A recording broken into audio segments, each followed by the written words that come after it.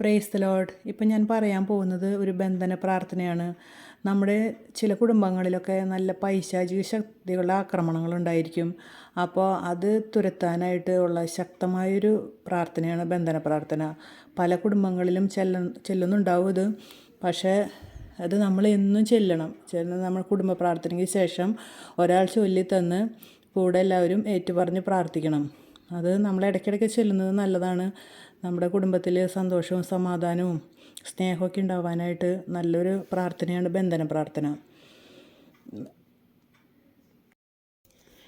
ഈശോയുടെ നാമത്തിൽ, ഈശോയുടെ തിരുരക്തത്തിൻ്റെ ശക്തിയിൽ, ഈശോയുടെ കുരിശിൻ്റെ അടയാളത്തിൽ എല്ലാ നാരകീയ ശക്തികളെയും പൈശാചിക സാന്നിധ്യങ്ങളെയും ഞാൻ ബന്ധിക്കുന്നു.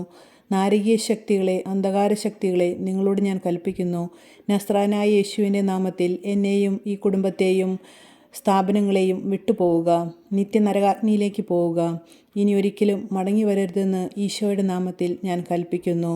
യേശുവേ സ്വസ്ത്രം, യേശുവേ നന്ദി. ഈശോ മിശിഹായ്ക്കും സ്തുതിയായിരിക്കട്ടെ.